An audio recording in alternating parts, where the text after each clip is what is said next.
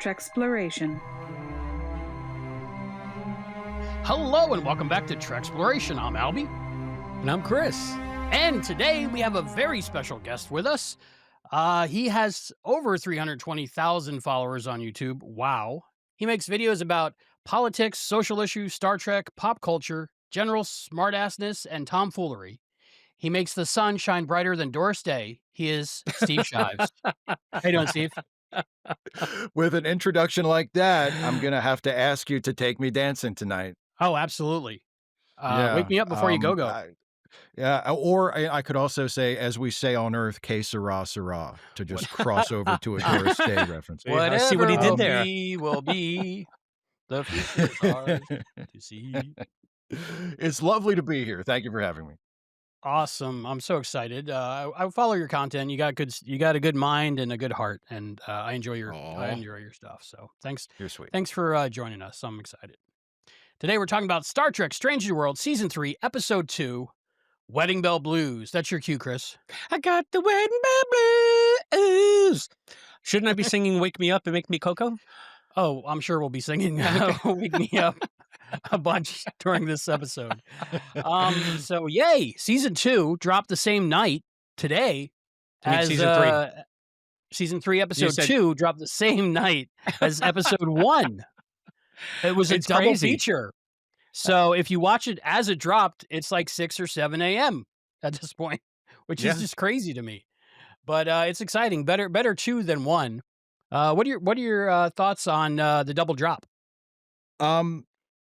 Well, having seen the first episode and also this episode, I'm glad that they released 2 at once, because I mean, the first episode, I've not that we're reviewing episode 1, but episode 1 was good, but it was very much part 2 of a 2-parter, and it's just sort of, okay, we threw them all in a hole at the end of the last season, so now let's dig them out of the hole. And it was good, but that's basically what it was. And this feels more like, okay, now this is like a proper Strange New Worlds episode. You know, like we've kind of we've tied up the loose ends that we left ourselves with at the end of season 2, and now we can get back to doing the show. So I'm glad that they gave us this one as well as episode 1 on the same day. Yeah, me too. It's kind of like getting people excited, I think, because like especially if you hadn't seen part 1 of Hegemony, you'd be lost and be like, what is this? And maybe not tune in the next week. But with this, I think you're set up for a good time for the rest of the season. I'm of two minds. Okay. Well, as a fan, I love getting 2 episodes at once. But when you realize it's just a finite season of, relatively few episodes, it's just like, oh, that's one less week I get to look forward to my new show. So, but I'm happy that we were able to see them all at once. But yeah, it just feels like, oh, it's going by too fast already. Yeah. People like us would watch it anyway, but it's probably to grab the new people maybe. Yeah, I don't know why they do. They do that with The Boys too on Amazon. So I guess it's just part of the model. Whenever a new season make premieres, it more like an they event. Yeah, they do like 2 episodes. Yeah. Bigger splash. Of course, I got 5 episodes all at once, and I just spent them right away. I was just like, I have to. I couldn't help myself. Well, that's what I would do too. I mean, if they dropped it all at once like a Netflix show, I probably wouldn't have time to binge every episode in one sitting just because I have other stuff to do. But I mean, by the end of, the second or third day, I would have watched it all, because it's like, why wouldn't I? It's, Well, I do have a reason. I've said this on the show before, but for the new people who might be watching us, because we have the great Steve Shives with us, I like to hold off and watch them one at a time, so that when I'm potting, it feels like it's a little bit more authentic. If there's a cliffhanger, if there are unresolved story threads, it's not like I know what's going to happen in advance and I have to pretend that I don't. So for me, it's more of a process thing. It helps me, I think, give better commentary.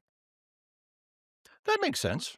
And I'm never one to question someone else's process. So, I had to do that for Hegemony Part 2, I think.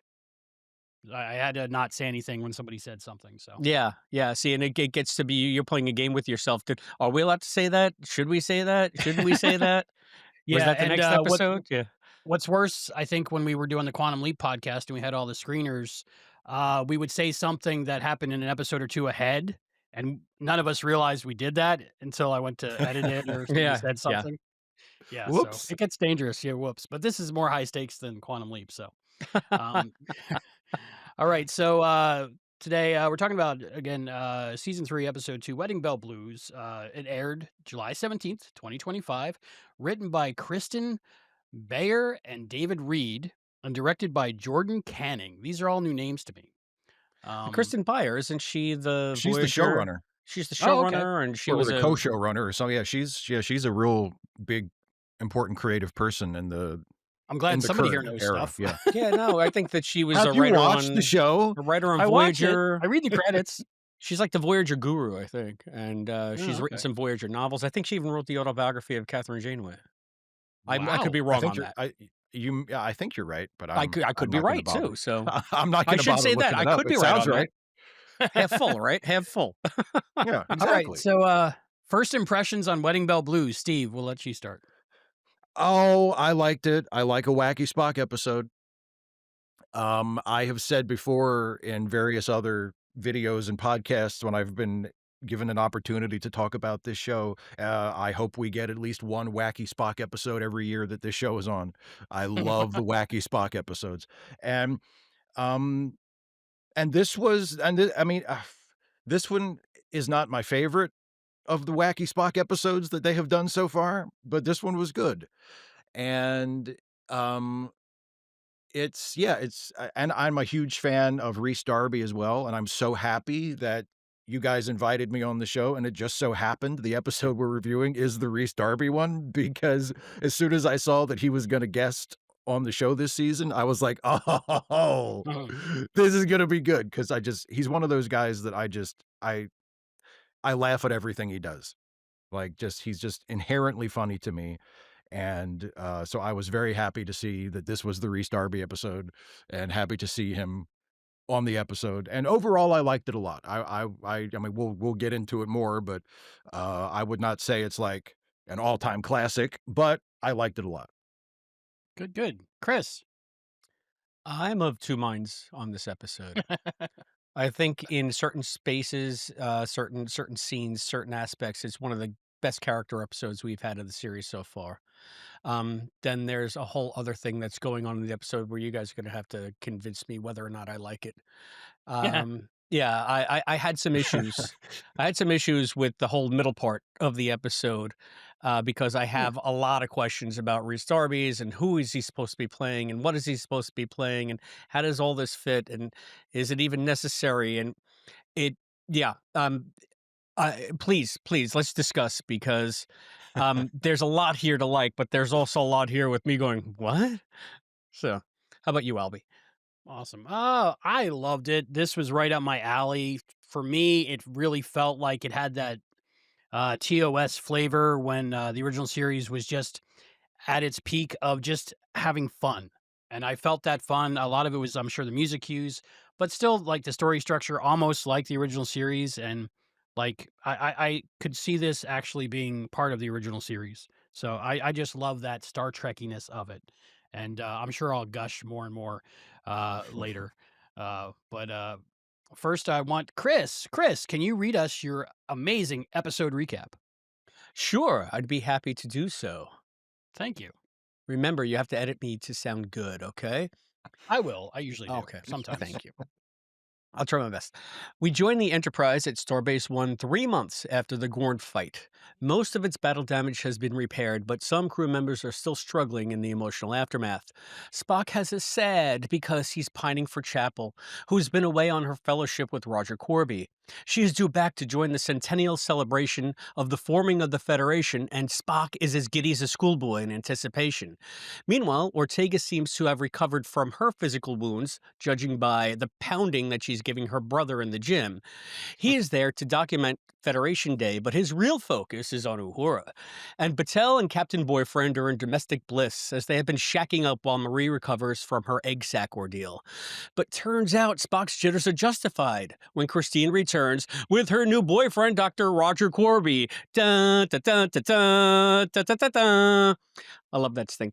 A party follows in the Enterprise's groovy space bar where Christine and Roger recount the impossibly romantic way they hooked up. And isn't he technically her boss? Is this an HR issue? Anyway, Spock tries to put on a brave face, but he just can't hack it. He retreats to the other end of the bar to drown his sorrows when he is met by a mysterious bartender who won't give him the straight answer about the true nature of his quantum leaping. And oh, wait, that's a different mysterious bartender. This bartender appears Vulcan to Spock, but viewers see him as apparently human in a way flamboyant neo-Victorian Alfred. Or is it French Baroque? Is Baroque even a fashion? The bartender sees Spock in the dumps and offers him an exotic drink. Say, bub, he asks, if your wish could come true, what would it be? Cut to Spock waking up the next morning, and Christine is lying in bed next to him. Not only that, it's their wedding day. Looks like the bartender's magic potion has altered reality, and now he's masquerading as an Andorian wedding planner. The only one who seems to notice the change is Roger. When he tells Spock, Spock gets angry, and the spell is broken. They speculate that it could be a super-intelligent alien, and deduce that it is the strange Andorian. They confront him, and he threatens to kill everyone unless they play along. So instead of going back to the lab to tech the tech, and find a way to contain this dire mortal threat, they decide to go through with the wedding in hopes that some solution will present itself. Whatever. None of that matters anyway because we really needed to see Christine in her wedding dress, which also wins the award for Best Poison Ivy / Lady Swamp Thing cosplay. And just when it seems that the nuptials are inevitable, Spock recites the most poignantly romantic vows of all time, breaking Christine's spell with the power of love. Christine tries to stop the wedding. The planner gets pissy and is about to kill them all, but enter QX Machina. The entity's dad tells him to knock it off, and they zoom away as balls of light. Everyone dances to Wham, and all's well that ends well, except for Erica, who has some serious Gorn PTSD going on. This time on Star Trek, Strange New Worlds. Thank you. Wake me up before you go. Don't leave me hanging on like a yo-yo. Did that bump you? Man. To wake me up? I mean, it's the elephant in the room. It's the wham in the room. Steve, what do you think of... One of my favorite songs of all time. What do I think of the wham needle drop? Yeah, wham needle drop on a Star Trek show. I love it. The on a Star Trek show means nothing to me. I am not precious about it at all. If they want to play contemporary, what we would consider like contemporary music, 80s music, whatever, I have no problem with that at all. I do not expect the show to create some all immersive alternate reality with these characters. And anytime they can remind us of the real world in a way that still feels organic to the show, I am completely fine with it. So there is I see no reason to assume that these characters would not be listening to, as they as they called it in one of my favorite jokes from Star Trek Beyond, classical music. Yeah. Yeah. I loved it. It was like, why not? Of course they'd have wedding music at a wedding. It was so great that it wasn't just, elevator music or something. The only thing I was missing was a Boy George lookalike that was singing, Do You Really Want to Hurt Me? Well, it's maybe in the next wedding. Oh, okay. I was going to say it's George Michael, not Boy George. So different George. Wedding singer reference. Oh, gotcha. Oh, there you go. Robbie and Julia. I want to see Buscemi in it now. Yeah, exactly. I agree Now with you we're guys. talking. At first I said, but I've worked weddings my entire high school and college. Well, it bumped me a little bit because you don't hear pop music on Star Trek much. You hear like The Way You Look Tonight and the American song, the Great American Songbook, but in Vic's Lounge. But then I was thinking, well, if they can use classical music, they can use opera, they can use all the public domain literature that they want, as long as it's the Western canon, then why not have a pop song from the 80s? And having worked weddings my entire high school and college career on the weekends, there are certain songs that just come up at every single wedding, no matter what. And I can see Wake Me Up Before You Go living on like that. Well, you can't not dance to it. Yeah. And also, Chris, you just mentioned like you didn't hear you heard the Great American Songbook, the Frank Sinatra type stuff from Vic in Deep Space Nine, but until then you never heard that in Star Trek either. I mean, That's true. It's not like there were a ton of like Tony Bennett songs in Star Trek before season 7 of Deep Space Nine. Like, so it's I have now no it's problem just with part it of at it. Did Yeah. Will play Yeah. something like that, or was it an original composition when he was on the holodeck with what's her name? Um, More Real Than A Real minuet? when they had the Minuet. Yep, I know he Minuet. played some jazz stuff on the trombone Mhm. here and there. Yeah, but I Nothing that mean, I could identify. Nightbird. Okay. no. Uh, it did the opposite than bought me. I jumped to my Nightbird. feet and I was doing the George Michael swing, and I was like, "Oh, I gotta get one of those shirts again." And I was all excited. I was like, "Yes, finally, Star Trek for me again, still more." I was so excited. So, before we get into it, Steve, for the 3 people watching this that don't know your Yes. Star Trek background, could you tell us a little bit how you got into Star Trek? Well, I mean, I can't tell you how I can't tell you how I got into it because it was so long ago, I don't remember. I know I've been a fan since I was a little kid. I'm 45. I've been a fan since I was at least probably 5 or 6, although again, I do not remember the first time I ever saw Star Trek. I do remember the first time I ever saw Superman, at least the Christopher Reeve Superman, Bum, ba, but I don't remember the bum. first time I saw Star Trek. Um, but I've been a fan since I was a little kid. I watched the movies. I watched TNG from the moment that it aired, like all the way through that whole production run from TNG through Deep Space Nine, Voyager, Enterprise. I did I can't say I watched every episode of Voyager or Enterprise during their original run. They did eventually kinda run me off where I was like, "Alright, there's gotta be something else on." Um, but I came back later and caught up. Uh, but yeah, I've been a fan my whole life. I started talking about it a lot on YouTube about probably 10 years ago or so, just doing video essays and shooting my mouth off about my opinions about Star Trek and what it's about and what it has to say and what I think it does right and what I think it doesn't do so well, and here we are. Now I'm a guy who gets invited on Star Trek podcasts, so I must have done something right. Well, People love it. People love it. happy to have you. Happy to Uh, have you. Chris, how have you been since we talked last? I understand you were on an adventure. You went to a comic book convention, right? I did. I went to Magic City Con in the great state of Alabama, Birmingham, or right outside of Birmingham. I went mainly because our friends of the show, great friends from the Infinite Potato Alliance, Sean Ray and Scott Madison and Rick Tatro and the beautiful John Irons, Meek Yeager. They were all there, uh, and Sean lives in Alabama. So it just started out as, oh, suppose we all got together for Magic City Con, and it turned out that we all did. So we went to the con this weekend to meet each other. Most of us, we've been doing podcasts and talking online for almost 10 years now, but only very few of us had met the others in person, and only a couple here, a couple there, never as a whole group. So that was the main draw of it for me. I went to go meet some dear friends who I will actually see for the first time. It's so isn't it like 21st century is weird. It's like I've known you for 10 years, yet I've never met you. It's like the Yeah. weirdest thing. But so we went and we had a great time.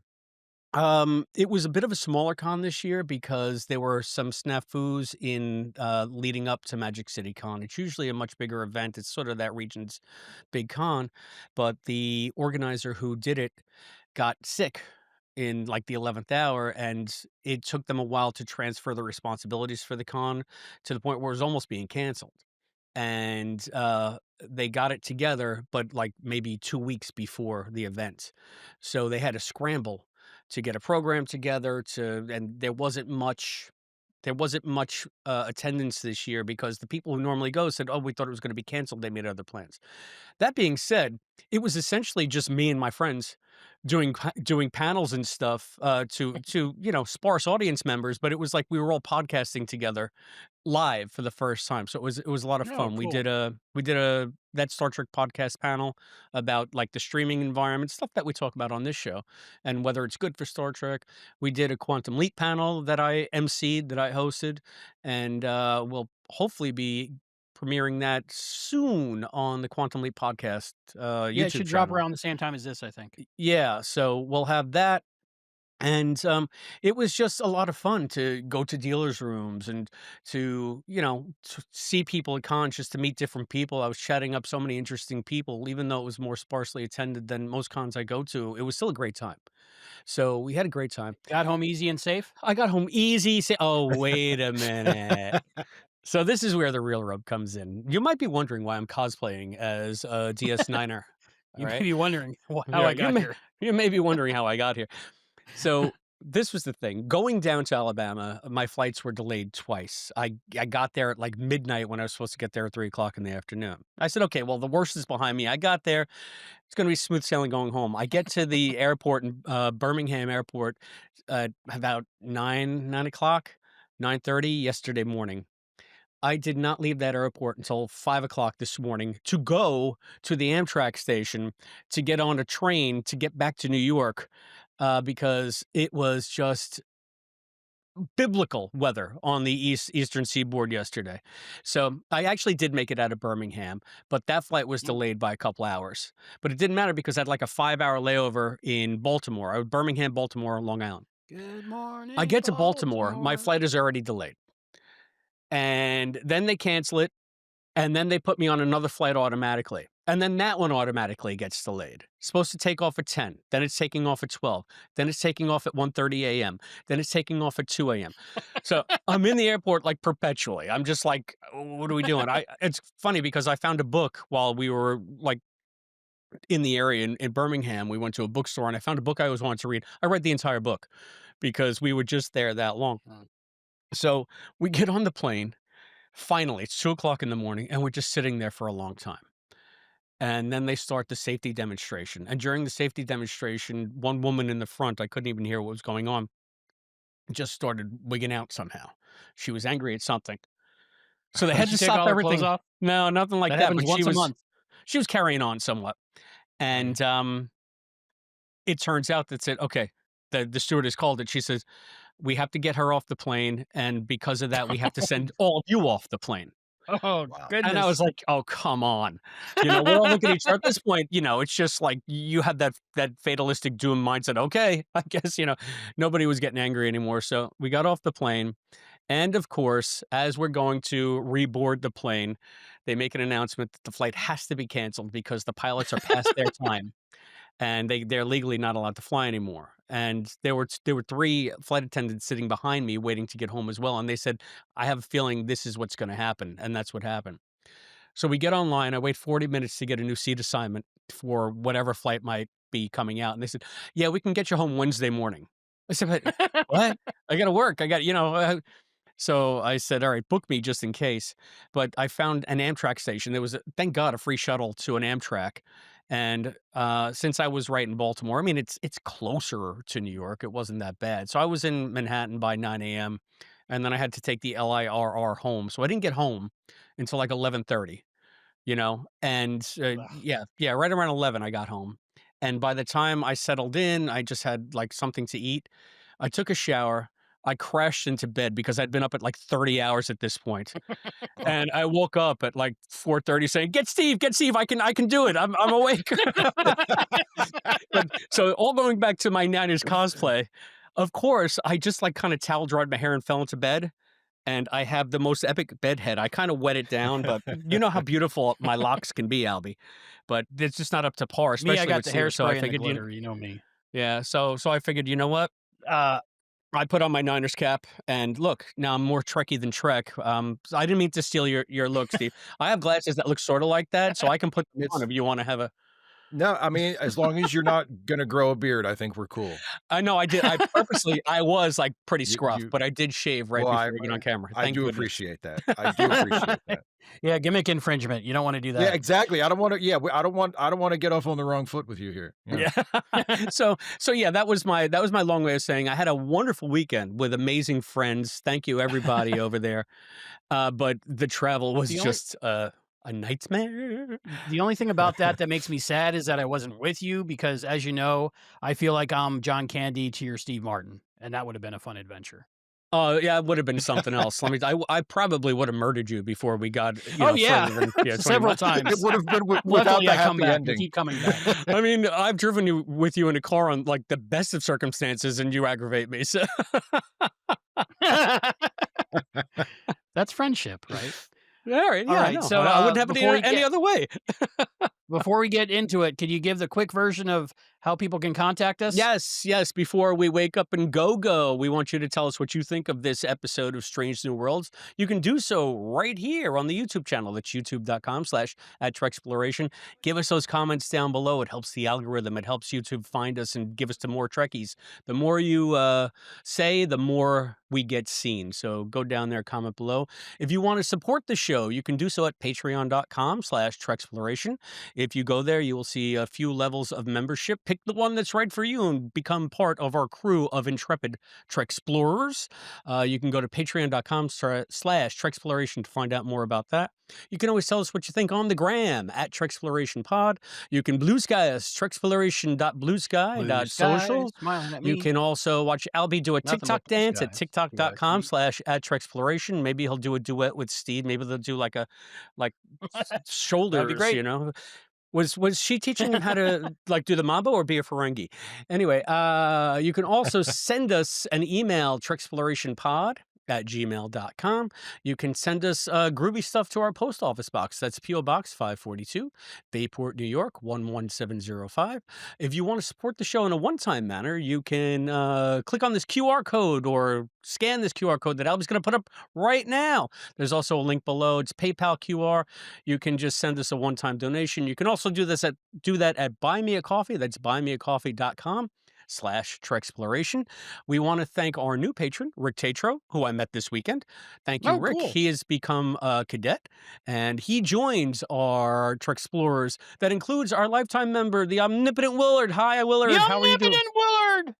That's also our cadet Listen Linda, our lieutenant commander Scott Seligman and cosplay dad, and of course our captain, Captain Charles from Texas, Captain on the Captain Bridge. Charles. And we want to thank all of you who support the show, whether monetarily or just by liking, commenting, sharing. We couldn't do it without you. That's why we're here. We want to build this Treksploration community and make you all a part of it. Thank you so much for all that you do to keep our show going. And speaking of making comments, we do have some feedback from our lieutenant commander, one of all. And Steve, get ready to blush. Ooh. He's excited to hear that Steve is guesting on the show. I just wanted to express my gratitude to him. Steve's videos got me through the pandemic. I'm looking forward to this episode of Treksploration. Oh, We well, have a thank built-in you. audience for you, Steve. They got me through the pandemic too, so I'm glad to hear that they helped you as well. That's awesome. That's good. It's always good to hear feedback. Thank you so much for the shilling, Chris. You are the best at it, and I love you for it. Albie, anything going on with you? I know I'm filibustering here about, Uh, flight delays and I've just been editing cancellations and episodes and trying to get things up and catching some sleep here and there. Nothing much. My daughter Serenity, named after a spaceship, she is with her mother on vacation, so a lot of editing time right now. So, as editors do. Gotcha. I think they were doing the tango. Wasn't that the tango? It seemed very Yeah, tango. I think it was tango-y, I but thought it was, I was yeah. just So like a thinking about the bossa nova, shoulders. And right? we know. So what do you Yeah. guys know about the ballroom dancing in Star Trek? I know that Data can tap dance. And I know that Data smiles like a serial killer when he's practicing it on the holodeck. And he looks like his stunt double. It's true. Yeah, isn't it weird how it's almost like he's a completely different person when he's really dancing up a storm, isn't it? I love the dancing in this episode. It was very hot for me, very romantic. Like it was intimate. It was better than your normal romance, I guess, in Star Trek and sci-fi. Just the closeness and the intimacy, and I was really feeling it. And I think right along with La'an. And then when Spock friend zones her at the end of the first dance scene, I was like, oh. So I'm conflicted because I liked him with Wait, Chapel, did you think? but I'm kind of digging the Spock La'an thing Wait, did you see a romantic vibe there? a little bit. I saw a little tiny bit of one. Yeah, I don't know if they're gonna go anywhere with it, but I saw a little, I I don't don't know. you know I what? felt it. Maybe it's just that Spock was lonely. Yeah, it could be. And he was he like, was "How you giving off doing?" love me vibes, right? I definitely Yeah. picked Yeah. up the disappointment in Laan when Yeah, he I don't said know. I think friend. that was more to do with her trying to recreate who she is in the aftermath of the Gorn thing. And but before that's a whole different story thread that I'd like to get into. But I have to say the Mm. dancing scene is the first dancing scene between La'an and Spike Spock, not Spike, Spock Different is show. yeah, one of my favorites of the series because this is what at the top I said, like, to me, this is some of the best character work we've had in the series, and just that scene of them dancing together, I don't know how we've seen these characters interact before, but I believe they're friends now, and Yeah. I've never liked La'an that much as a character, but she suddenly became interesting to me because she's doing something besides scowling as a security chief. She's talking about vulnerability. She's talking about who she was before everything happened to her, and now she's showing Spock how to loosen up. She's showing someone how to loosen up. I mean, that's crazy. So, but it really worked, and the fact that she can really dance, I it was a necessary to me, a necessary not softening, but broadening of the Yeah. character. She's a little she has a little bit more depth to me now. And I really enjoyed the humor in that, and the dancing was really good. Ethan Peck is probably a great dancer, and he probably had to, step it back so he could pretend to be a Vulcan. And even with a bad Vulcan dance, he's a better dancer than I am.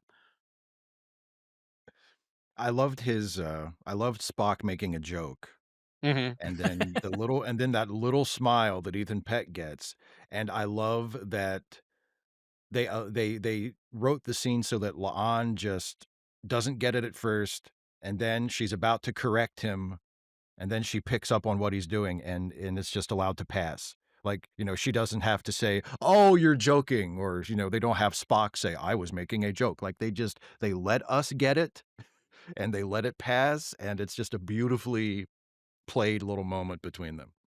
So, Albie, did you see that? You were talking about the absence of a heart would be fatal line. Yeah, yeah, Yeah, I love that yeah, line, and to me, beautiful. that was Spock being serious to me.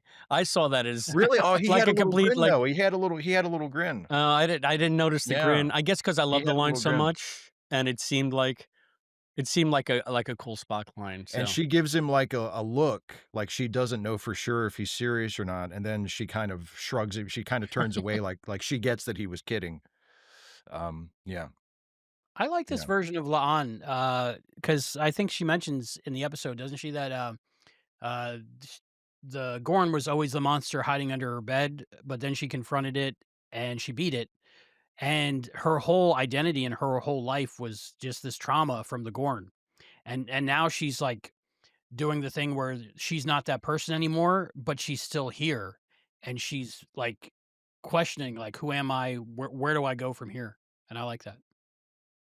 yeah. could you see that character becoming a ballerina? I guess so, because you need dedication and, like, serious focus to do something like that, and she has both of those things. Oh, But, absolutely. yeah, I mean, she got the moves Yeah, too, so, Oh, yeah, absolutely. great dancer. yeah, a lot of fun to see Christina be able to do something besides, growl and shoot things. So Capable but of so much more. and that I mean, but that's another, like, brilliant way this episode really dovetails off of the Gorn stuff. It's not like we had this giant serious episode last week, and we're gonna go full episodic Star Trek, and none of that ever happened. Let's have a wacky wedding. No, I Mhm. mean, they take threads of that and they weave it Yeah, in here, and the fact that we have 3 characters having their own sort of PTSD or in like Laan's case, maybe this reawakening of who she was before her life was sidelined. I think they did that like an amazing job. The stuff with Erica. Mhm. What do we think of the little brother in the boxing? I love the little brother. I love the little brother, and I also loved I don't think they didn't establish a name for him, but the new nurse in sickbay, the ensign, Oh, who yeah. is also an original and because there are so many legacy characters on this show, and I love the show. It's my favorite new Star Trek. And they handle the legacy characters really well, but I am not someone who is hoping to see legacy characters in new shows. So anytime they bring someone on and it's just an original character, I'm like, "Oh!" Good. They're not supposed to be somebody else. It's a new guy. So, like, I like him, I like the little brother, I like that they just immediately smash him and Uhura together. Like, Yeah. they don't even tease it out, like, "Well, maybe this will be a multi-episode thing that pays off." Nope, immediately, they're just like, "Oh, okay, I guess this is a thing." Yeah, I liked him a lot, and I like I get the documentary angle that they introduced with him, which I guess is gonna justify him continuing to be on the ship. Yeah, Do we think yeah. he's gonna continue to be on the ship? I could see these as occasionally recurring characters. Yeah, I don't know if Well, he's gonna they be in every episode, but Yeah. they kinda yeah, mention the documentary, so that leaves the door open, but yeah, I like yeah. that, I like the infatuation at first sight, looking across the room and the smile and the chemistry, I really like that, and I liked, the pretense at the end just to annoy, his sister and, Yeah. her friends, so I like that. You know, Yeah, the new nurse, I didn't pick up his character's name, but he was an ensign, and he's played by Chris Myers, so I really like that character, so yeah, it's nice to see somebody new. I thought that they were good introductions to round out some of the legacy characters, like you're saying, Steve. It's funny because Albie and I talk about it. We've talked about it a bit, especially with the introduction of Scotty. But do you feel the show suffers from too many legacy characters who we know can't be put in any kind of real peril? Not for that reason.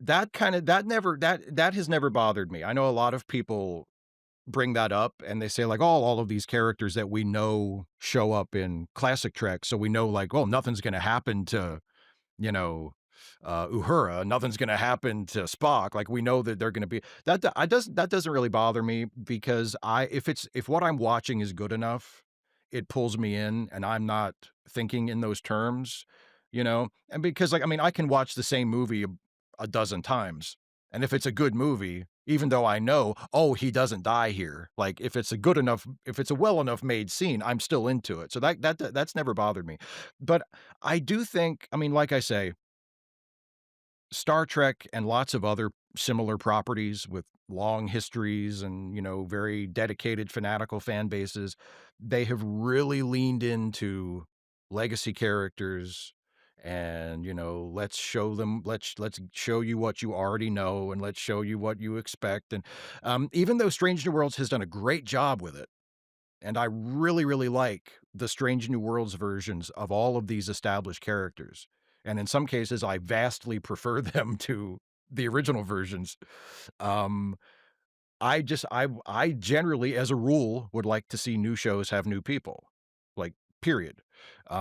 So yeah, whenever they introduce a new person who isn't someone we've seen before, I'm interested in it just for that, not because, "Oh, this person could die. We don't have to keep him alive for TOS." Like, it's just no, it's an original character, it's fresh, it's interesting, or at least potentially interesting, and that's the kind of thing I would like to see Star Trek do just more often as a rule, instead of showing us, "Oh, here's a new actor playing this old character." Like, no, just give me a new actor playing a new character, please. You know? Mm. The main thing I liked about this episode was, the lack of filler episodes we have in new television in general. This is definitely that just fun filler episode. If you took it out of the run, you wouldn't miss it really. But it was just a good episode and a fun time. And I just love that TOS flavor. Did you guys notice anything TOS-y about it that you loved?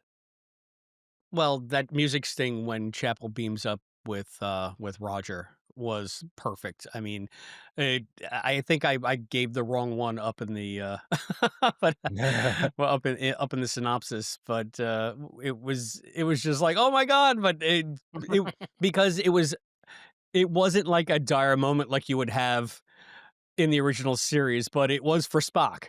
And Yeah. so the juxtaposition of the 2, I found it hilarious, quite frankly. So that was great TOS to me. How about you, Steve? Yeah, I agree with that, and I mean, I think the whole thing was a classic lighthearted TOS setup, and I mean, almost every time I have been able to watch an episode of one of the post TOS shows, whichever one it might be, if I watch it and the thought comes to me, this could have been a TOS episode, like, I almost always mean it as a compliment. Like, I never think this could have been a Yeah. TOS episode, it's so bad. Like, I never think that. I see the way they approach the story or the tone of it. And this and Strange New Worlds has been really, really good at that. Like, there have been multiple episodes of this show, and we're still only, we're just starting into the 3rd year of it.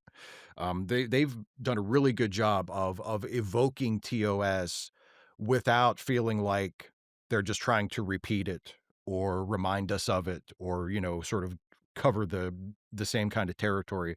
Um, and this was definitely one of those. I mean, just the whole premise of, oh, Spock's having a bad day, but then a magic alien gives him a wish. It's like that's a TOS episode. Mhm. That's a TOS episode. And like I say, it works beautifully. It's a really it's a great idea for a fun, goofy TOS episode. Yeah, it was, I like the whole, Trelane and also, like, Q storyline kinda of it all, where they mashed the classic TOS with maybe the next gen Q episodes to come up with something, familiar but still new. What do you And think of that's Trelane and Q? that's where I'm That's gonna where it fell disagree apart with for you? both of you. Yeah, yeah. Okay. Um, See, that was when my you favorite say, part. but just doing stuff that's evocative of TOS is fine. This is the first time this has got naked now syndrome.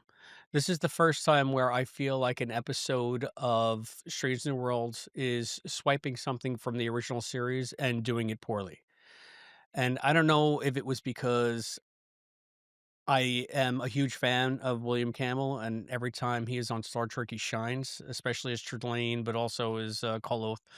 And I love him. He's got a certain just a certain snide gravitas, not even gravitas, but a presence. So I get really happy whenever I see William Campbell in Star Trek. And Rhys Darby's, while he was okay, I feel like he was trying to capture that William Campbell thing, but not really getting. He was making it his own, but I was figuring then why go back to the character if it's and it okay, let's back up completely. Did we ever get a name for this alien? Is it Trelane? Is it not Trelane? Did they ever establish it definitively? No. Mhm. I think so. Here's what I think. Those of us who have seen Star Trek and recognize the references know that they are strongly implying that he either was Trelane or was at least like of the same species, the same kind of alien that Trelane was, right? Um, but I also think if you happen to not know that, and you're just coming in completely cold and you've never seen the Squire of Gothos and you don't get what they're referencing, you don't need it. It makes complete sense. He's what he says he is. He's a wedding planner, with magic Yeah. powers. And he's clearly some kind of alien, but you don't need to know who he is or what he is for the episode to make sense. Because if it was a TOS episode, this is what it would be Mhm. and it would be completely fine. I kind of agree with what I think you're saying though, Chris. I would have been completely fine if it wasn't Trelane at all, or it wasn't implied to be Trelane. If Rhys Darby was just playing a completely original character, I would have been fine with that. I probably even would have preferred that because then they wouldn't have leaned so heavily on the Trelane stuff for the ending, which to That's me yeah. is the weakest part of the episode. Like I It's the really, same exact ending.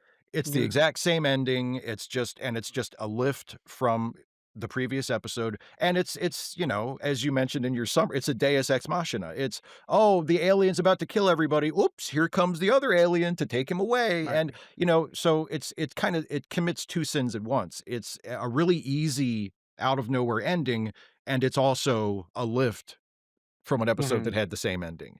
So that's the only major problem I have with it, and I feel like if they didn't have that if they as the writers had not given themselves that luxury of saying, "Oops, we've backed him into a corner, we only have, 3 minutes left, how are we gonna get him out of this? Let's just have his dad come and Yeah, collect him," If they wouldn't have had that option, maybe they could have come up with a more creative ending. Yeah. yeah, and that's why I feel like this is their real fan service episode in that sense. So you have Yeah. all this great character work, and then smack dab in the middle, you have this poorly done rehash of Squire of Gothos, sort of. Um, I want to But know. I wanna know, though, I mean, have we ever in anywhere in canon, because I know Peter David did it in his Peter novel, David, yeah. where Trelane is a Q, Yes. essentially, and maybe a young Q, and they even have scenes between Trelane and Q. But Yeah. if that's the case, why is Trelane called Trelane and not Q? And I have to thank Rick Tatro, who I met this weekend. But he pointed out to me, and I forgot all about this, is in Squire of Gothos, Kirk and Trelane have a duel. And Kirk uses it to shoot a mirror out, and behind the mirror is some kind of machinery Yeah. that's it's the implication that it's powering Trelane somehow. Yes. Why would a Q need machinery? So it's a retcon, I know, but it's not even a very good retcon in fan circles where it's not canon. It's a fun idea, but now if you're gonna make it so maybe that's why they never named this person Trelane because they could have their cake and eat it too. I don't know. You could retcon that the mirror was part of the game that Trelane set up. You just But wanna give them a pass no matter what, don't you? I do. I think you can copy paste an ending after 50 years. I think that's the deadline. If it's been 50 years, The you can Oh, copy statute of it's paste an ending. limitations is over. Yeah. Yeah. So if you're in your own franchise, that's when it becomes public So domain. Franchise domain. so so Yeah. That way you're doing it what? with pro wrestling, you can steal a gimmick after 7 years, and with Star Trek, you can steal an ending after 50 years. Exactly, That's exactly. the rule we're And establishing. and the little bit of cringe you get from the copy paste ending, John Delancey makes up for it. And then people that did read the Peter David book goes, "Oh yeah, now it all connects and now it's Yeah, canon almost." I don't know. I mean, I c it was I would have been fine if they had not cast John Delancey as the voice. Like, nothing against John. I love John Delancey. I'm always happy to see him in anything. Mhm. Um, and I don't think the fact that John Delancey was the voice should be I don't think it needs to be interpreted as, "Oh, that was Q." Like, he's an actor playing a role. Having him there as the guy who also played Q could just be a nice little Easter egg, just a little wave. It doesn't necessarily mean there's, like, a definitive statement being made of, like, "He's definitely Q, and this is definitely Trelane, and Trelane is definitely his son, and now he's all," like, I feel like that's going way too far. Um, I also do not like the Trelane is a Q thing. Mm. All due respect to Peter David, who I absolutely adore, and I mean, I made a video about him after his death earlier this year. I am a huge fan of him and his work, but I think the Trelane is a Q thing is just lazy fan wank. It's, "Oh, these 2 things are kinda similar, so let's just say they're the same." Mm. Mm. Okay, not super creative there, bud. You know? Um, but so I'm not so, I don't I'm kinda glad that they left it open, that they left some room to make it kinda fuzzy. Like I said, I just wish that they would've bothered to write a better ending for this otherwise good episode. Yeah. I like the fact that we'll just call him Trelane for lack of a name, called Q Dad, and that reminded me of Q2 from season 7 of Voyager, Yeah, where we had John Delancey's son play Q's son. yeah. So maybe all So the same Reese character Darby is making if you also want. John Delancey's son? So many Keegan, that guy I gets didn't around, man. know. Keegan Delancey. So yeah, Yeah. it all kind of merges together for me. So it made me happy. So I like the ambiguity because people like me that want that to be can get the satisfaction, but it's not going to disappoint other people that are totally against it. And But I love that Trelane was a leaper, so that explains why Spock didn't recognize Trelane in Squire of Gotham. that's why I put the Ugh. quantum leap reference Yes, yes. into the top there. And happy birthday, Bruce McGill, by the way, a few days ago, Oh, who played the Oh, bartender wow, on that episode, yeah. Um, that's awesome! Happy birthday, yeah, yeah. I know 40. I'm 41. Oh, I Bruce forgot. McGill, one of the few people we You didn't never interview forget for the nothing. original I'm doing series a yet. mirror image now. Anyway. But, and yeah, I mean, maybe I'm being a little bit too harsh because Star Trek did this ending itself in the original series a couple of times. Look at Charlie X. That was essentially the same Yeah. Yeah. ending. And Then but there was another one, right? yeah. I mean, we've Or had something we've in a had toad on a mountain. any number of godlike aliens. The Tug on the Mountain was the Gorn. That was Arena. Yeah, Arena. Yeah. That's So yeah, right, yeah. yeah. So Yeah, and it feels like the kind of ending where we just need to get out of it. I Yeah, think that's the weakness of that kind of ending where it's like they're, "Okay, how do we get out of this?" Somebody else shows up and saves them. I Okay. guess. Yeah, and it's not a super great ending, at least pl in terms of plot. I like the ending of the episode with the character stuff that followed it with, Yeah. the wedding or the party that was the wedding reception and, then the little tag at the end with Ortega's. Like, I thought that the actual, like, closing moments of the episode were very good, but the resolution of the plot with the Trelane lift, I did not like. Yeah. I can tell you, since I brought up Charlie X, I was reminded of Charlie X when I saw the stinger with Erica seeing the Gorn and the PTSD. My most recent rewatch of Charlie X, I understood finally why Starship needs a counselor. Why Deanna is so important, because everybody on the original series Enterprise failed Charlie X in one way or another when he just needed help. If he had a counselor, he probably would have been okay. And I was just thinking, well, Erica is going through this. Are we going to see a ship's counselor? Obviously, somebody needs to be there to help these people through whatever emotional baggage they're going through. And I'm wondering if they're going to leave that position blank because it wasn't part of the original series. It's so much more of a next gen thing, and Yeah. it might be more compelling to see like that glaring absence, that hole there that we know they need, but they don't think they need because it's the 1960s, and Yeah. you swallow your emotions and you walk it off, right, Walk Albie? it off. Walk it off, right? Go to work, Yeah. walk it off. Walk it off. So, yeah, and so it was interesting to me, like, all the little connections that I was making, and maybe it's because I was thinking of Trelane and the Q and the godlike beings. So, Yeah. So we're on like kind of lost the trauma because she defeated her monsters. Now Erica has it, and I don't know whether we're supposed to like think that maybe she experienced something while she was being digested, or it's just the trauma of that whole thing happening. But there's definitely something haunting her now, kind of like Pike was haunted when we I first think met it's him. just that experience. I think that's what we're meant to take from it. I mean, she's having Mhm, flashbacks of, like, bleeding onto the ship as she mhm. was flying them out, and I just think I mean, she had a pretty rough time. Mhm, yeah. Like, she saved the day and got them out, but she had a pretty rough time there on that Gorn ship, so I can yeah, understand why she's, having some difficulties.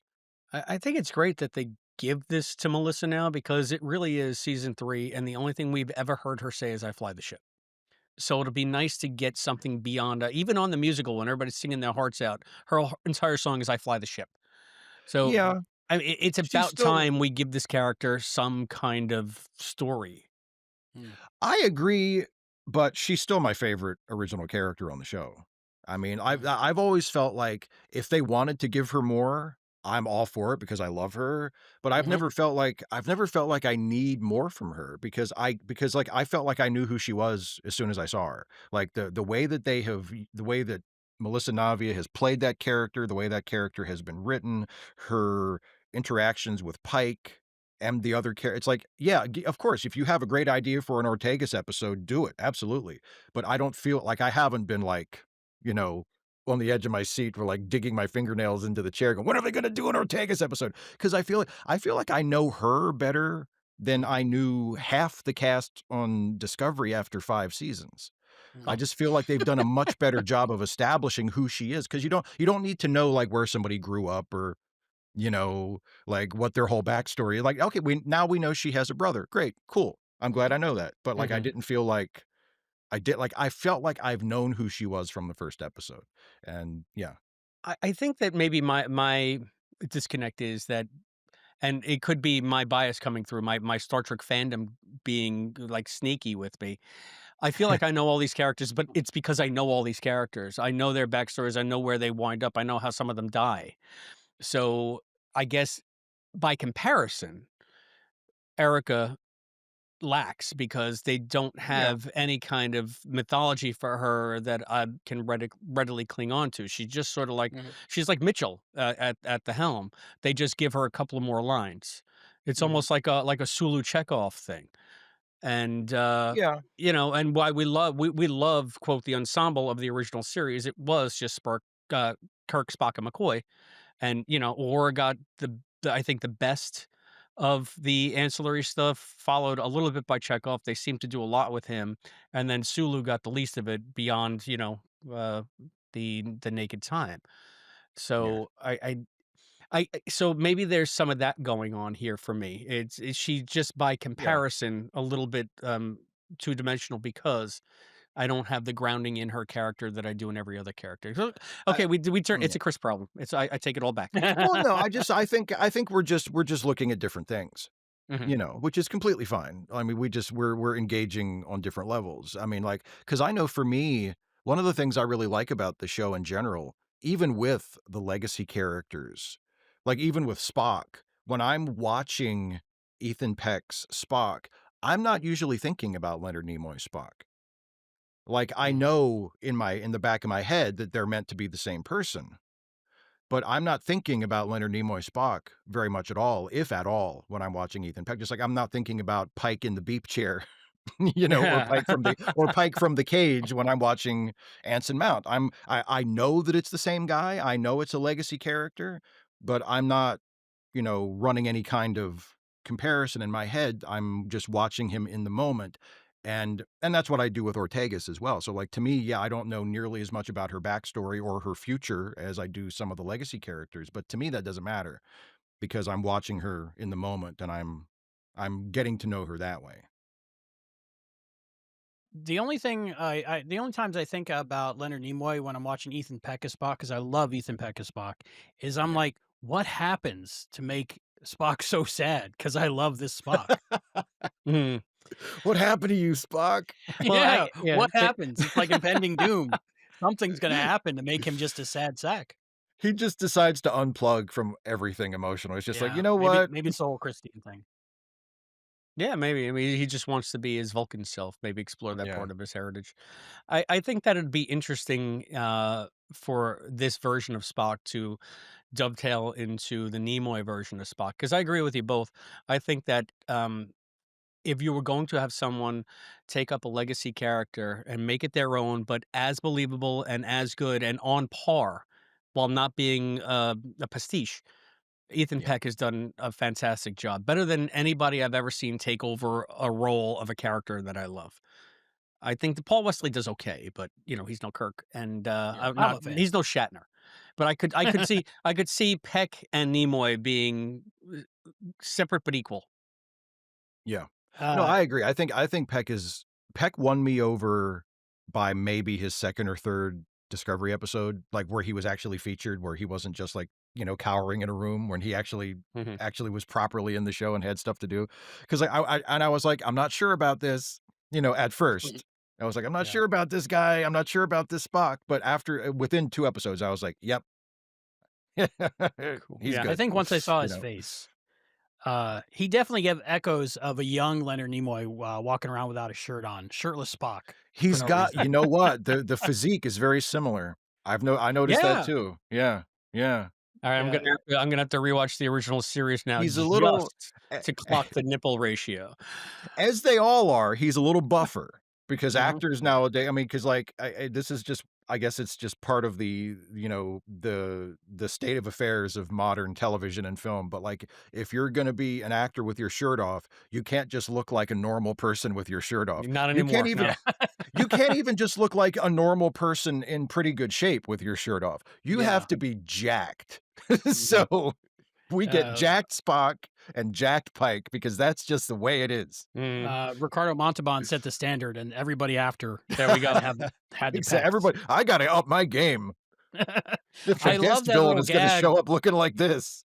I love the little gag of comparing the 2 exactly the same shirts, and which one should he wear when I Christine love gets that Yeah, too. aboard. yeah. It's such a dumb, easy joke, but I loved it. Yeah. I loved it. It So, was what like, did Peter Parker looking in his closet in Spider-Man 2, and on one side is his Spider-Man costume, on the other side is his suit, and it's like he can't decide. He's like, "Hmm." it's funny every time I think. Yeah. So what did you think about the whole, Christine Chapel and Spock storyline at this point? And do you think it's like a satisfying ending to what they had? Oh, it hurts so good. Um, I really Christine is one of those legacy characters I alluded to earlier who I just vastly prefer to the original version. Oh, yeah. She is the original version of Chapel. I couldn't have cared less. Like they could have they could have blasted her with a photon torpedo in front of me, and I'd be like, oh darn. But with this version of Christine, she is so good. Jess Bush is so good as this character. I love her so much, and I really like. It's the perfect sort of tragic romance because I really, really, really like her and Spock, and I want them to be together. But at the Mhm. same time, I don't want them to be together because that's what makes it tragic, and that's what makes it good. Mhm. The fact that you know that it's destined not to work out, but that I really, really want it to, but I know it can't.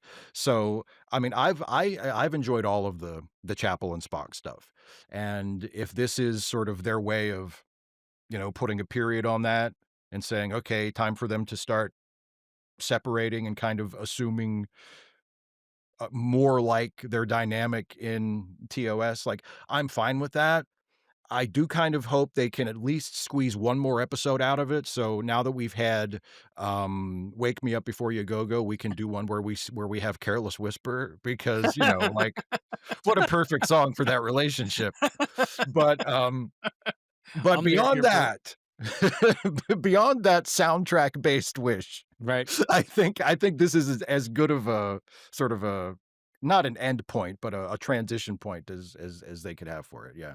Wow. Now you're saying that we're going to do soundtrack during the musical episode. Spock should have sang Last Christmas to Christine. Oh, I would have loved it. hey, Yeah, we're I've going had my George Michael. doorbell for like It's half the they it's year. the they could have all George Michael soundtrack to you Star know what? Trek. I mean, and I like that musical episode, but if they would have gone jukebox musical with it, I feel like it Yeah. would have been an improvement because a lot of those songs are kind of samey. Yeah, they Yeah, And they're are. thin. if they had gone for, of course, it probably would have been a lot more expensive to license all that music, but So yeah, you know what? Yeah, we'll have one more try. That would be the episode, Steve, that you want, where they there you just go. rehearse it one more time. Mhm. Anyway, I love that Wham is officially canon in Star Trek now. yeah. Well, you know why it works? It works because the eugenics wars don't happen until sometime in the 21st century in this timeline. If The season 2 has taught us anything. the funny part is that it's only the temp soundtrack, and people watching this have no idea what we're talking about. I don't think I don't think it's gonna be that way, but that would be That hilarious. would be That so funny. that would We be would What great. are they even talking about? What? Wham wasn't in People this at searching out the all. Wham version of the episode. What? Right. It's Tape trading. the lost Wham version of the episode, Yep. yeah. Sorry, guys. Ugh, Never mind. that's great. Well, we got so much more to talk about this episode. I can't wait to really get into it, but we'll be doing that right after this break. We'll be right back.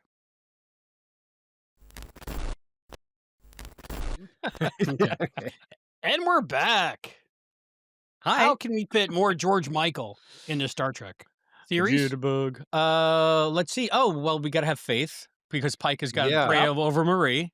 Someone's could a have father that. figure. That would be Pike. Right. Yeah, Space Dad is their father figure, sure. Mhm. Hey, there you go. And what was freedom? Freedom. Freedom. It's all about freedom. Yeah, It's whenever absolutely. Kirk breaks the prime directive. It's something Hey, called freedom, and you're gonna love there it. you go. There you Happy go. Centennial Day. It's the holidays. Right? 100 years since the forming of the Federation. So that Wow. kind of tracks in So they canon, say. Yeah. right? So was that the last episode of Enterprise that you're talking about? I guess so, but they kind of changed the dates a little bit in the Enterprise, not Oh, relaunch, and didn't but they the say continuation that novels. didn't they say that last episode of Enterprise it wasn't like the actual founding of the Federation, it was just the signing of a treaty that would Oh, okay. eventually lead No, I to think it don't was know. supposed to be for They I believe it was for the Federation Charter. I mean, it might have been. Yeah, it's been a I'm little not while since I've seen it. I'm not gonna fight you on it because when it comes right down to it, I don't care. Yeah, true. But No, so you know why? if you Because say Steve, so. I've been reading some Enterprise novels that take place after the Right. series, and the Oh. first one that does it after the series goes through great pains to erase the finale, so that they Oh, can yeah. have Trip as a character So they and can all bring that, Trip back, and yeah. they change the dates and all that. Well, yeah, So it never I could really be happened to all conflating. holodeck. I could be conflating beta canon with Yeah. actual canon. So Yeah. that's why I Which say, yeah. which again is completely fine with me. Because I'm like my attitude is everything's canon. I don't care. Yeah. Like, As Uh-oh, long as that's we're it. having fun. Them are that's fighting what I words. yeah. Everybody tell Steve down in the comments why he's wrong. That's you know what, and I mean, they're not very well written at all, but I love those William Shatner novels Oh, yeah. Oh, The Yeah. they're Return. Yeah, good they're like, stuff. "Screw it, just Yeah. anything goes," you know? Yeah, I've read every single one and his biographies too. I love Yeah, whoever's ghostwriting it. Might be him. Who knows? Judy yeah. and Garfield Reeve Stevens usually Yeah, write his they do stuff. the novels, Co-write his stuff. I'm not sure who wrote his autobiography, but one of my favorite moments from Late Night with Conan O'Brien ever was when Shatner was on in the '90s to promote, I think, the novel where Kirk I think it's The Return, the novel where Kirk gets Borgified, Yeah, Mhm. that's The Return. Yeah. and yeah, and so Shatner is on there to promote the novel, which he supposedly wrote, and Conan says, "So tell us about the book. What's the book about?"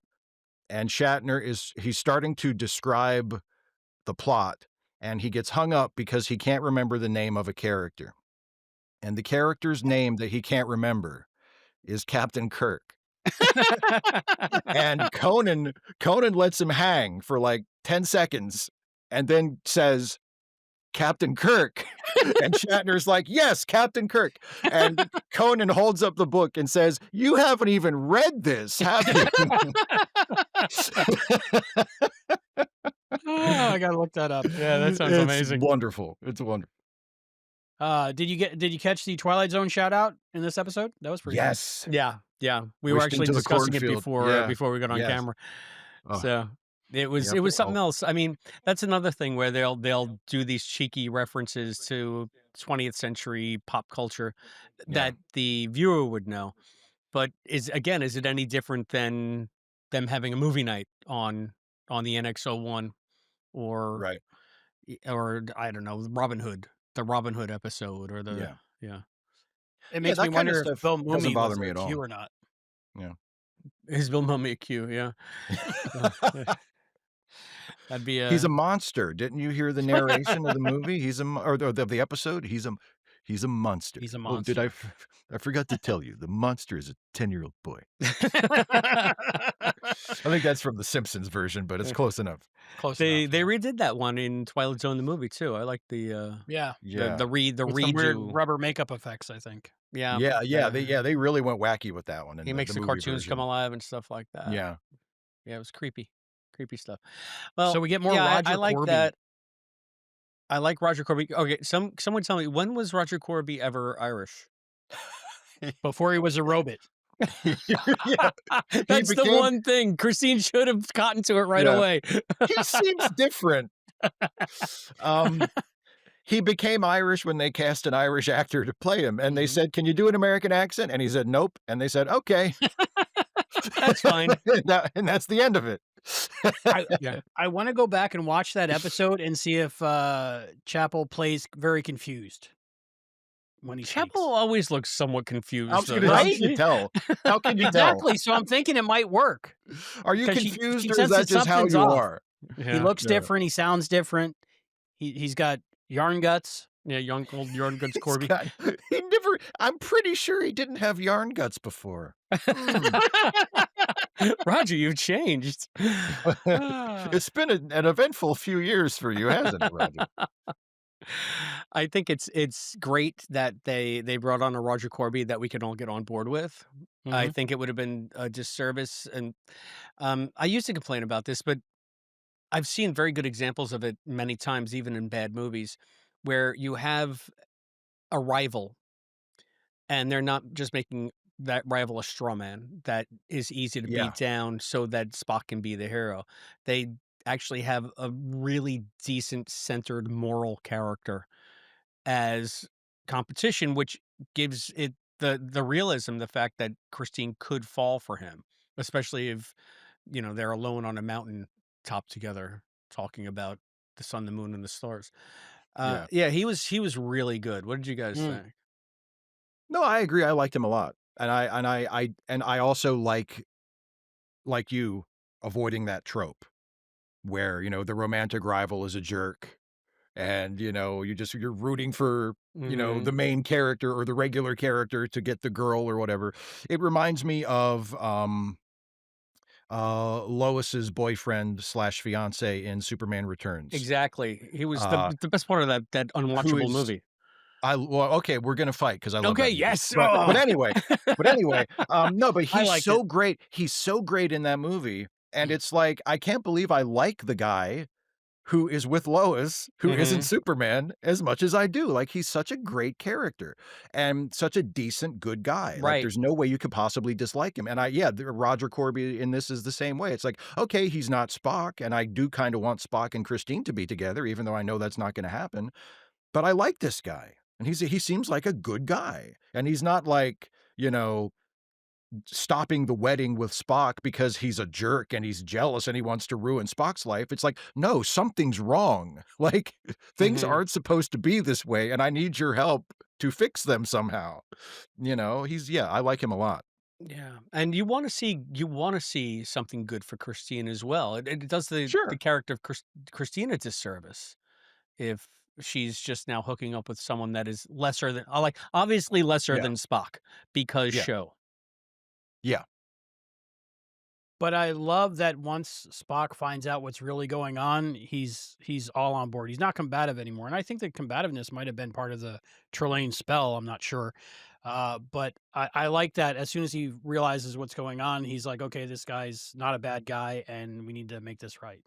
Yeah. There was a little tete-a-tete, though, when even after they figure it out, they're trying to figure out why Roger wasn't affected, and he said The something intelligence yeah, thing. he said, "Well, maybe Oh, it's my the entire superior intelligence," and Spock is just like, "You think? Come on, man, if there's gonna be a superior you intelligence, it's not of the two of us. you. You realize you're Yeah. sitting next to me, right?" I mean, Right. he makes Spock, he makes the poignantly mature decision Mhm. to accept the reality and go along with this guy because he knows he's right, but he's still gotta get his shots in.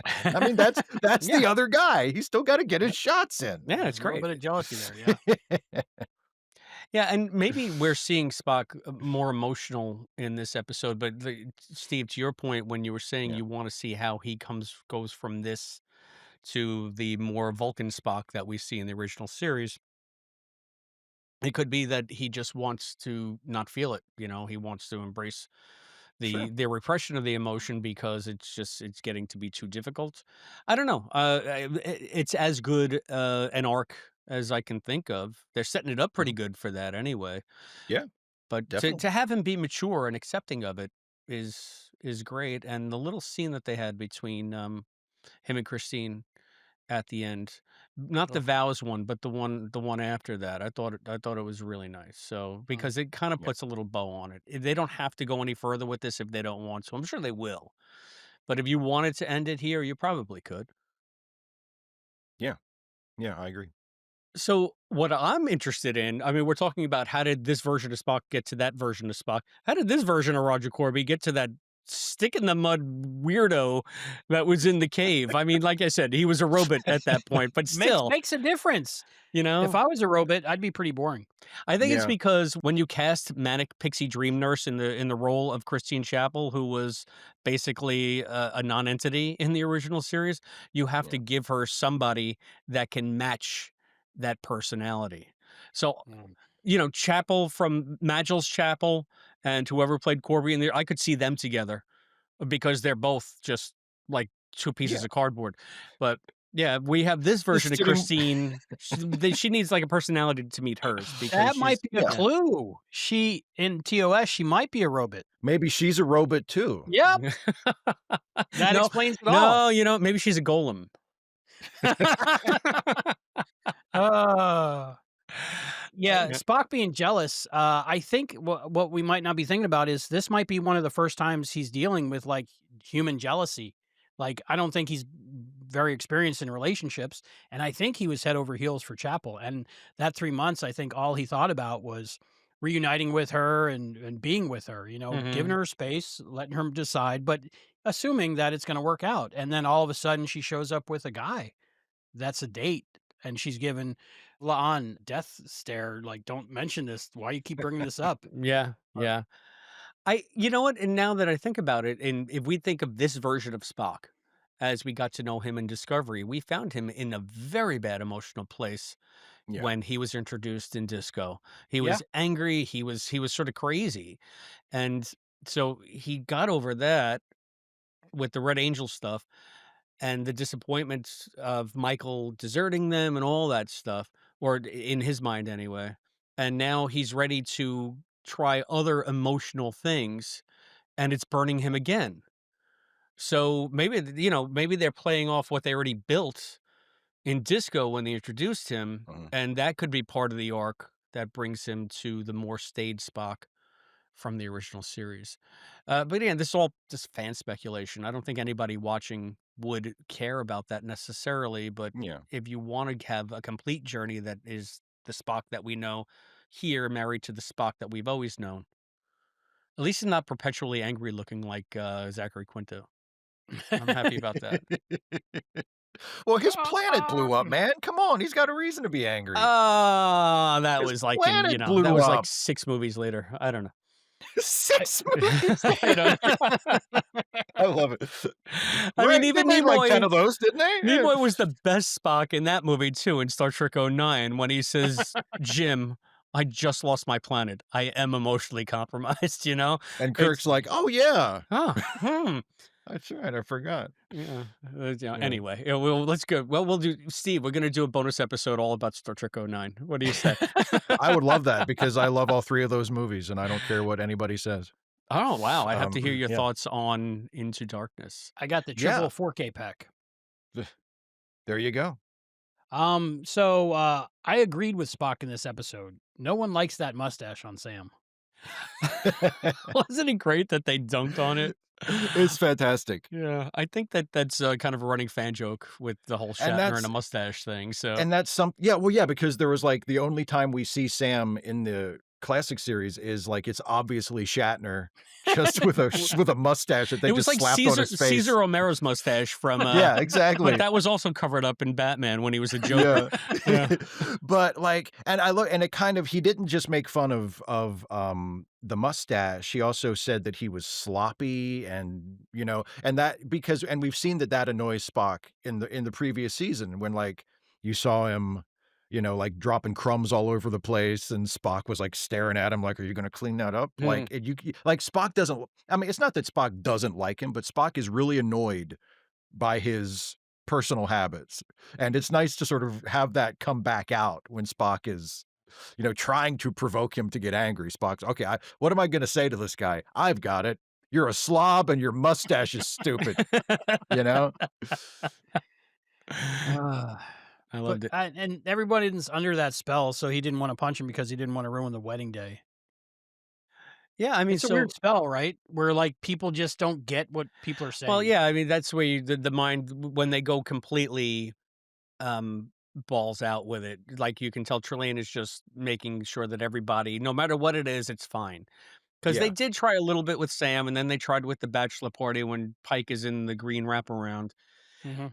It still looks awkward to me. I love the fact that they bring that tunic style back, but there's something about the shoulders and the sleeves that just don't work for it in the Yeah. new in the new aesthetic. I don't know what it is. Maybe it's It's not also the fitted fact as well. yeah, and he's got the delta up here, but he's also got it as the sash, Mhm. and Yeah. it was one or the other on the original series. Maybe he's missing that piping, the captain's piping on the collar. I don't know. That's neither here nor there. That's just a Chris thing because I always loved that green wraparound tunic. Yeah. Whenever I wrote No, Star Trek fiction, Kirk was in that sexy tunic. So, I think it's just too structured. I think they need to instead of trying to fit it and make it like a version of like the mhm. pullover that they use, just make it unstructured. Don't have it have shoulder pads and just let it wrap around, Anson Yeah. Mount's jacked up upper I was body. gonna say if Shatner could pull off that look, Yep. geez, Yeah, imagine how great it would exactly. look on. Just get the one out of mothballs. Get the velour one out. Ooh, Yeah, can you yeah. imagine? Stretch this one on. See if you can Right? rip it in half. I know we only have like a season, well, 2 seasons and a half, but I would love for something to happen to where they're in the TOS sets. That would just be a great one-off I mean, episode. I'd be fine with that if nobody mentioned that anything was different and they just did it without explanation and then went back to the regular sets like the next week and it was because like Like, we didn't know like why. Okay. yeah, well Yeah. and the characters don't notice because it's all the same to them. Hmm. Yeah. It's like someone asked when they did last year when they did the Lower Decks crossover Yeah. and someone asked I think it was Akiva Goldsman. They said, "Is there gonna be an explanation for why it goes from animated to live action?" And he said, "No. That's a presentation issue. Like, the characters don't know any different. The people Right. in Lower Decks don't know they're in a cartoon. It's a Mm. cartoon because we made it a cartoon," you know? And I feel the same way about the aesthetic differences between the shows. It's a different show. It's fiction. They made this one look different. It's the same, but it looks different because it's a different show. You got it? And I feel like any deeper explanation is completely unnecessary and a waste of time, you know? Oh, no, I agree. It's just fun fan stuff. Like, I wonder if they Yeah. traveled back to, like, Archer's time, if the NX-01 would look exactly the same, Yeah. or if they traveled forward to Picard's time, if the D or the E would look Yeah. any different. Probably not, because Probably not. yeah, but who knows? They Although like to tinker with stuff too. Yeah. The if D's it in did, I storage, think that right? would be hilarious if they just made it Yeah. if they just made everything look completely different. I would That'd be love that. cool. And the more the more the more certain fans howled about it, the more I would love it. They come back, they're on the Yeah. JJ prize. Oh, I was Exactly, thinking with no explanation. None, no none. explanation. Yeah. I was just thinking probability field, you go to Ticonderoga for a couple weeks, you know? Yep. Yeah. There you go. So that's What are things in this episode that stood out to you that you absolutely loved, and what bumped you the most? Well, I mean, I already said the only thing I really didn't like was the ending, the Deus Ex Machina ending. I mean, as much as I love Reese Darby, I kind of feel like he wasn't as funny in this as I was hoping he would be, and I don't know if that's because he's a really funny improvisational actor, and he's a really funny guy when he has room to just kind of riff on stuff. And I don't know if that was a choice that was mutually made or if that was, because of the shooting schedule and because they just have a tighter, even though the release schedule of these new shows is a lot looser than the classic shows, the production schedule, I'm sure, with, having to get 10 episodes done is a lot tighter than, it would be on a film. So maybe there just wasn't time and money to just say, let's just let Reese riff in this one. They wanted to make sure they got everything they needed to get. But I felt like he was a little it feels like an odd thing to say for a show like this, but it felt like he was just so tightly on script, that he didn't deliver as much as he maybe could have. So, I mean, I enjoyed him because I always enjoy Reese Darby. I just find him inherently funny, but I was left a little bit wanting as far as the Reese Darby of it all. Like, I feel like he could have been funnier if he had a little bit of a longer leash, but that may not have been an option. I feel like it comes back to my chief criticism, Albie, which I discussed before. It's the fact that if this is Trelane, it's not a very good Trelane, and maybe Reese Darby was trying to inform his performance as much as he could on William Campbell and riffing on that, and maybe it hindered him from doing what he would do because he felt it might go too far from what they Maybe. wanted for the script. Again, all supposition on our part. What do we Mhm. know? I mean, but Yeah. if you're going to talk about a disconnect between Reese and the talent that he has, and it maybe not coming through here, maybe he felt constrained personally because he had to do a takeoff or some kind of homage, Yeah. and it influenced the way that he approached it. But that being said, again, it's hard for me to see someone step into William Campbell's shoes just as hard as it would be, and it's going to sound extreme, just as hard as it would be for anybody to step into Shatner's shoes. But I feel like every character that Campbell played on Star Trek, the 2 of them, he owned them. Like, he created them, he informed them, and it was William Campbell in makeup, that's all it was. So, Oh, I agree, and I yeah. and I agree with you about I love William Campbell too. Like, I think he's So fantastic. And yeah. Yeah. so I didn't realize how much I loved William Campbell until I rewatched the original series, and every time he's on, it's just like a bright spot. Yeah. Oh, there I Yeah. mean, there's no other Klingon like that. Yeah, It's like and that's William Campbell just coming back on DS9 all yeah. all all de-augmented. Yeah, but mostly the same.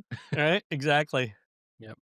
Having not seen Reese before or not remembering him in Mhm. anything, I really loved his energy that he brought to the Yeah, character.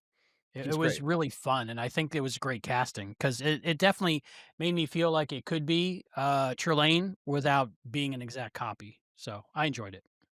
Okay. Well, to each his own. I think the one thing that we haven't spoken about that I really liked are the scenes between Chris and Marie.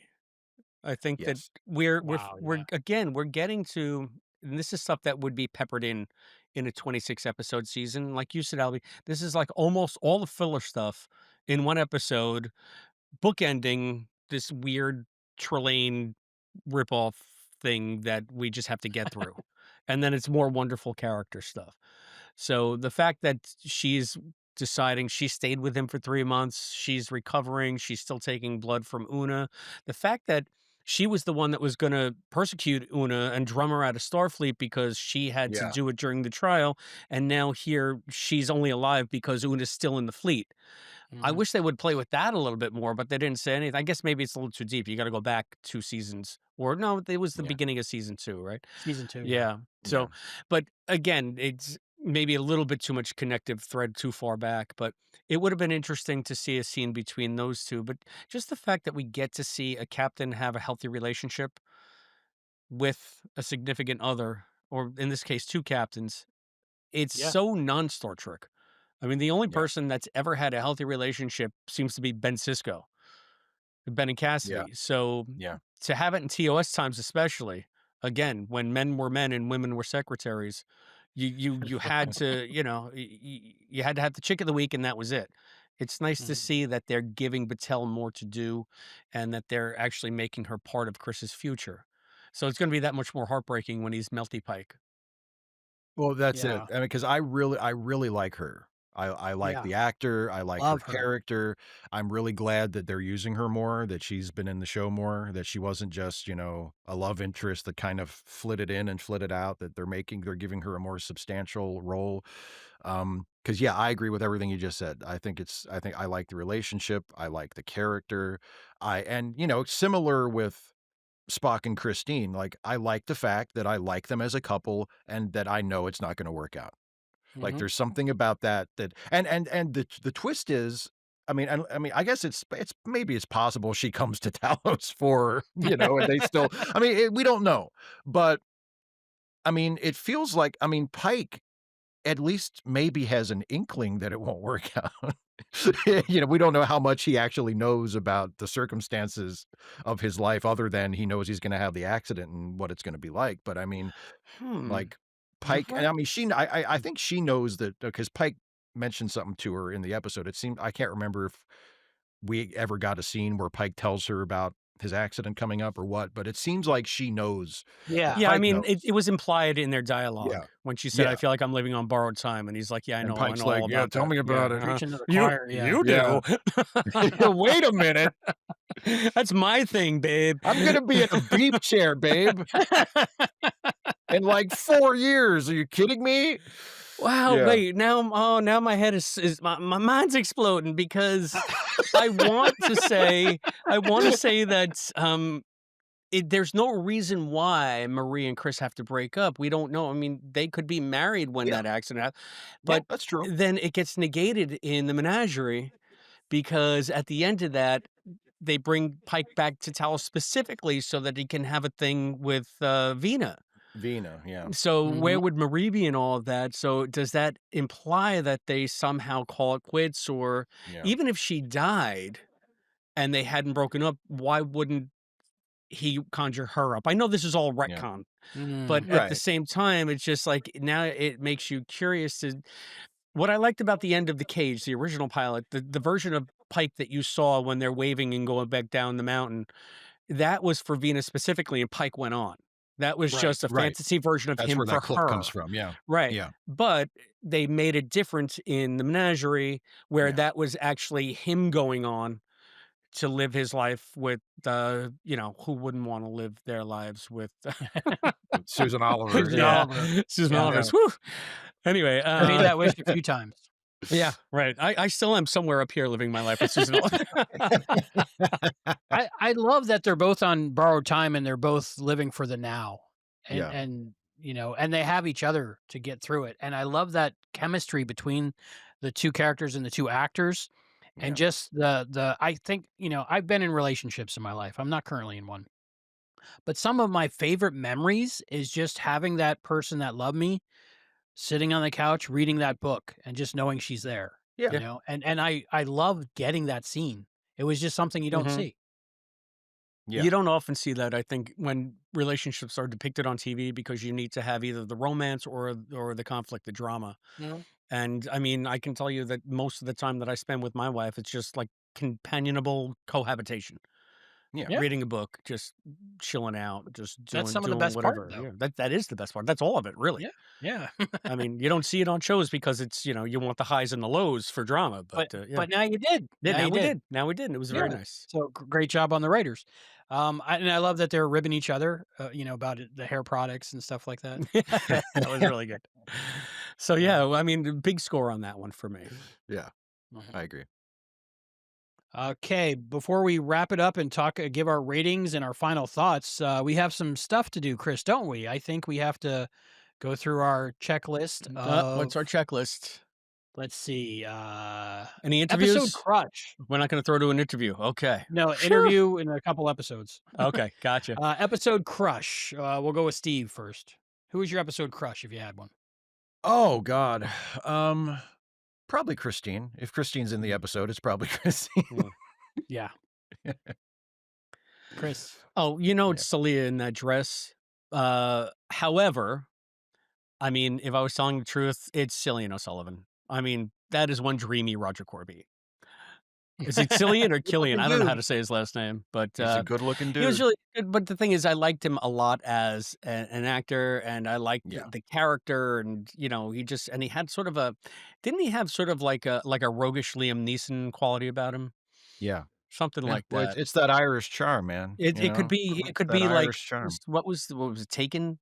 He could do like the Yeah. prequels to Taken, Yeah. right?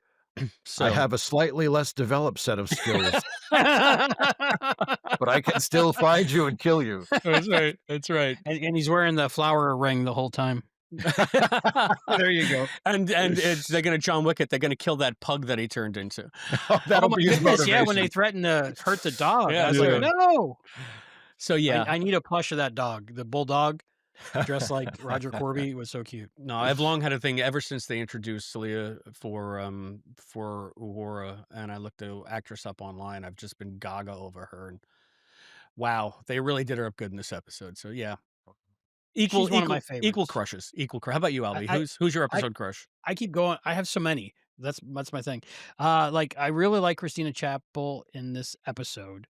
Like her vulnerability, the backstory about her mother, and seeing more of who she is rather than just like who she is in Starfleet. I love that. But I'm gonna have to go with Laan Hmm. in this episode, just because she's over that point of the Gorn. At least for now, she feels that way, and I feel that she has this longing to be with someone, and I think she's got a crush on Spock from the dancing, just because the glances and the looks and the disappointment that I mentioned earlier. But she's also in this, I don't know what life is going to bring, or so I might as well just go for what I feel. So that whole attitude she has made me had a crush on her in this episode Cool. and the dancing. So Lon. Steve, what's your favorite part of the episode? Um, uh, Jokey, bitchy Spock. When he when he makes his little aside to Roger about, if anyone's intellect was going to be, enough to break out of the spell, it would have been mine. And his little what we talked about earlier, his little, joke about having the heart ripped out to Mm, La'an. I like funny Spock. Yeah. Funny Spock is cool. How about you, Albie? Um, I want to say there's two. It's Marie Battelle sitting on that couch reading the book, and that relationship part. I love that. And I also love Spock doing the right thing by reciting the poetry at the end Yeah. and showing how much he loved her by not taking advantage of the situation and letting her be free, and how difficult that was for him. Those two scenes were my favorite. What about you, Chris? I love the dancing. in the beginning when they're doing the salsa. I thought that was fantastic because it was such a nice character beat, and all my favorite things were in the beginning. And when Erica was doing the boxing with her brother, I thought that was really fun, and it was Yeah. nice to see again something new for Melissa to do. So I think those two things because they're just such genuine character moments, and they don't really need to be explained. It's something we don't get a lot in 10 episode seasons any longer.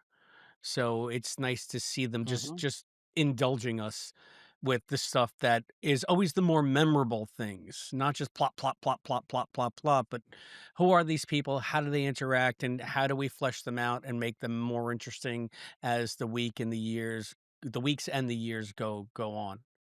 Yeah. So that's me. I like it. Okay, I think we got some trivia.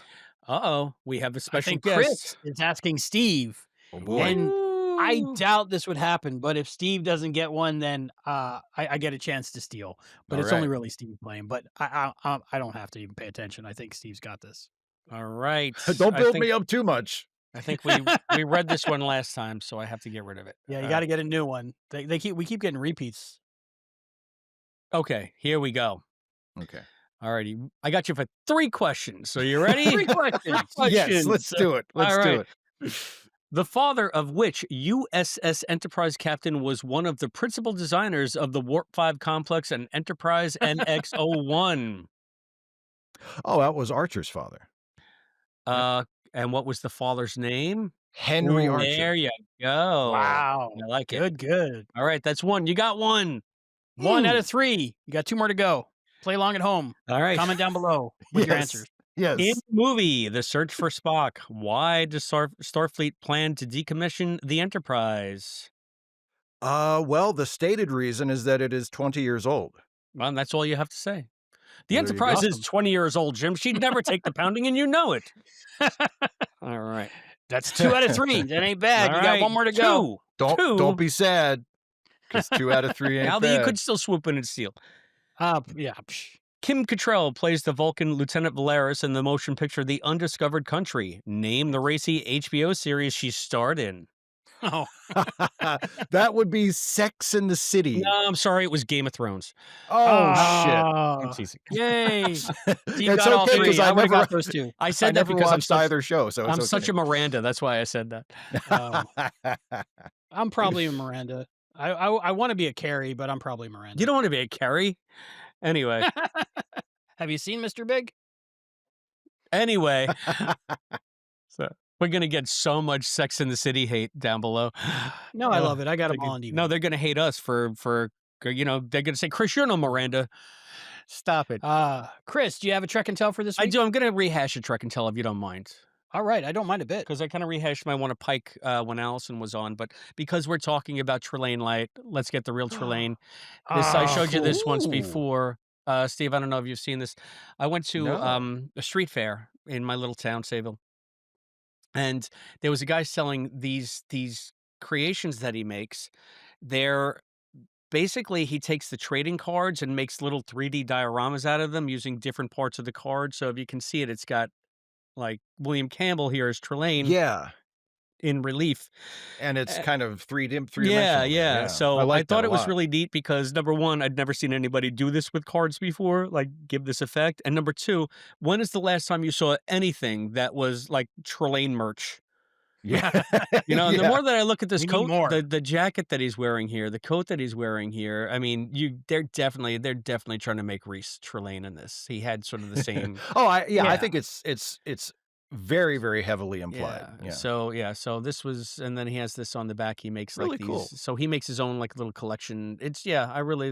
So I'm sorry those of you who saw me show this one before, but when else am I going to be able to show it again?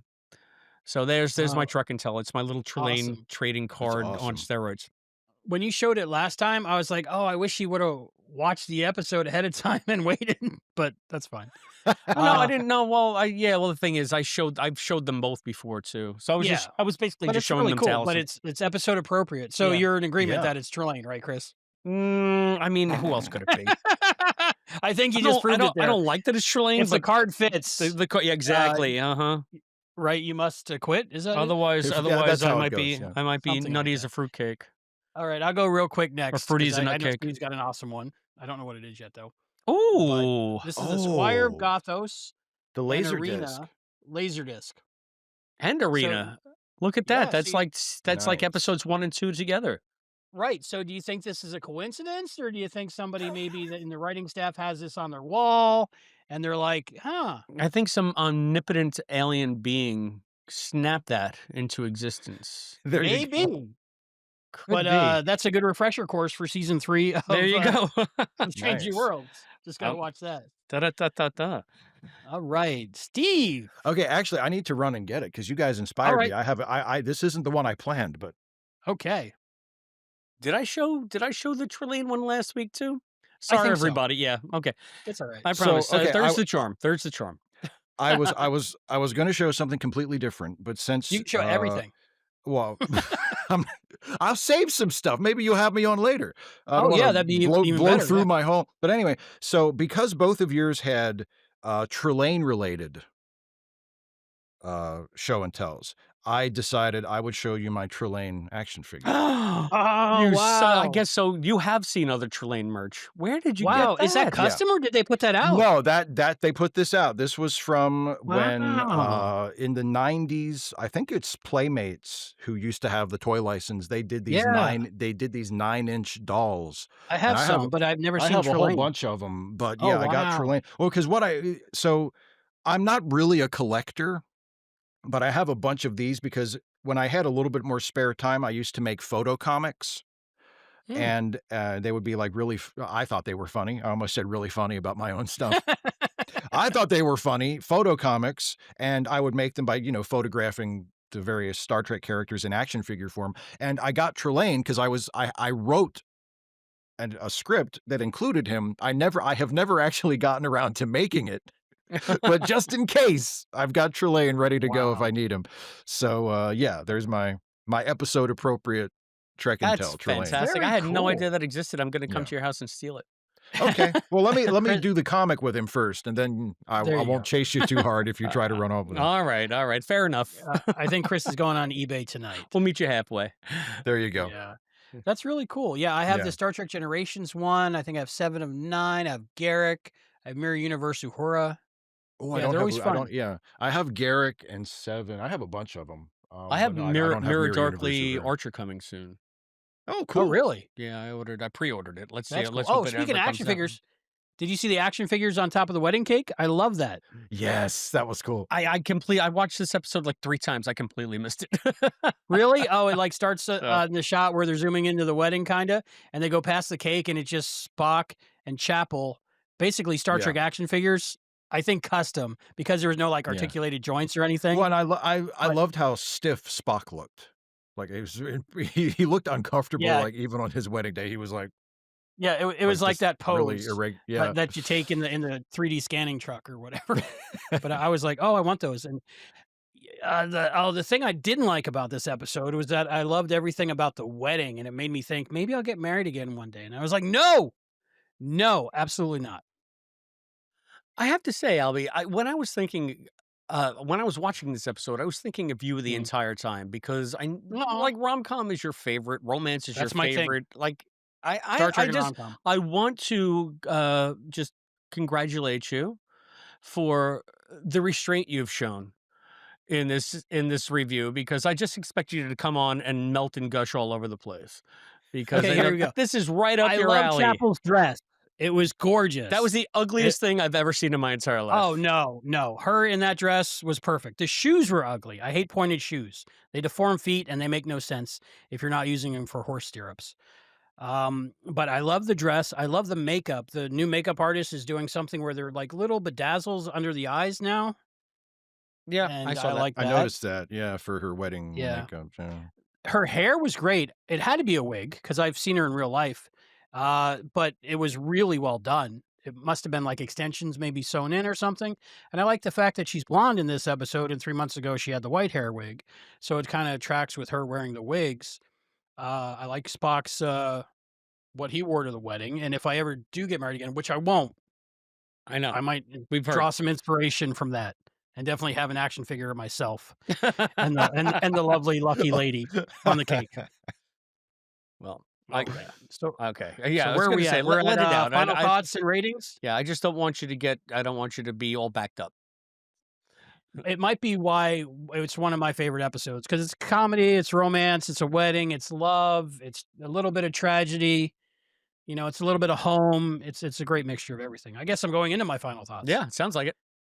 But I joked when we did our season 1 and season 2 retrospective episode, Mhm. but like Strange New Worlds is one of the few Star Treks that gives me that feeling that every time I watch an episode, it's my new favorite episode.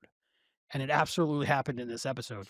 Just the TOS of it all, the romance, the beauty, the music, the fun, the Q, the Trelane, the John Delancey, the even just the blinking out, the jump cut, and that was the effect. It wasn't the Q effect. It had the snap, but it just had the jump Right. cut. It didn't have the bling sound like it should have.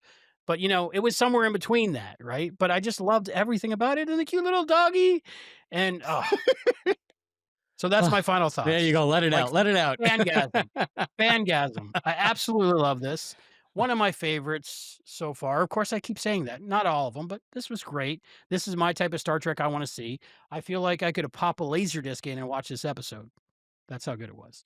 So I'm going to give it, I wrote down a couple things, but let's see. I'll go with 9.5 Talarian star gems, which are very rare. Wow. Oof. I All love how right, you're Steve. saying it's maybe your favorite episode yet, and you're not going the full 10. Well, 9, but I still need to give it some room. I still need unfortunately, to I Unfortunately, have leave to you're see the some right. rest of the room. season, so That's true. You never I know. gotta, I gotta, expectations. But yeah, I probably would have gave it a 10 had I watched it that night on TV, and I would have watched Gemini Part 2 and said that was good. I liked it. It was a great ending to Part 2, but it didn't make me happy. This episode made me happy. Steve, did this episode make you happy? What were your final thoughts and ratings out of 5? I did. It did make me happy. I didn't like it as much as you seem to have, but I did like it. And I agree with you that it is the kind of Star Trek that I enjoy. And it's the kind of episode that Strange New Worlds has done very well. And it's one of the reasons why I like the show as much as I do and why I say it's my favorite of the new era Star Trek Yeah. shows, because they do episodes like this where, yeah, it's a really good episode for the most part. I didn't think it was like an all-time classic. I have my problems with the ending. Um, but it's a fun, lighthearted, funny episode with some poignancy and some really great character beats. And it's just it's a good little episode.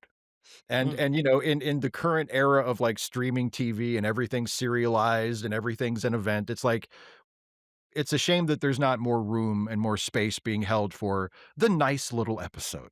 It's just a yeah. nice little episode. And so I like it on that basis. Um, and I like my funny Spock episodes. So I will give it 3 reality warping cocktails out of 5. Nice. Wow. So, yeah. All right. Chris. Well, I guess what I can say about this episode, I liked it and disliked it in equal measure.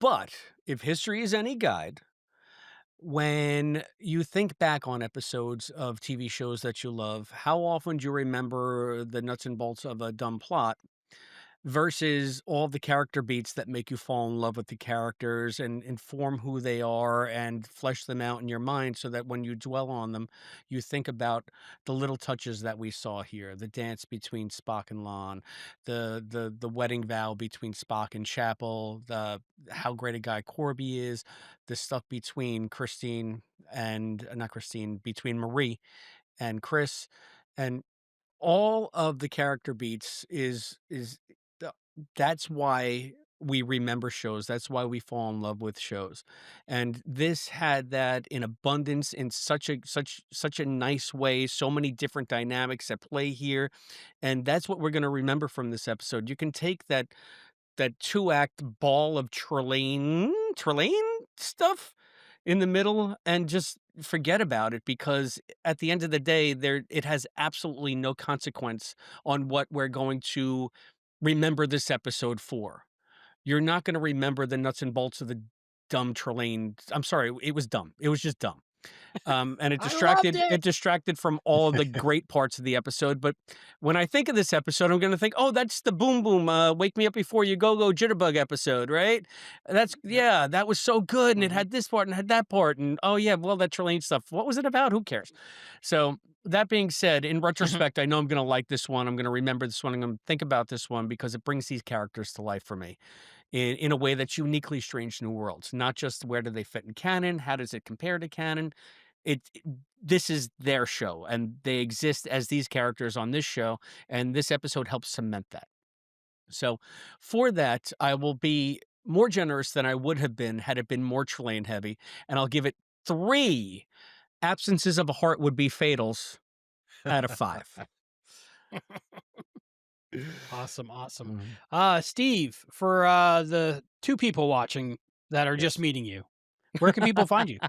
Hi, 2 people. I'm all over social media, but the best place is youtube.com/Steve Shives. That's my YouTube channel. That's where you can see more of me than you could ever possibly want. And you can watch me talk Never about enough.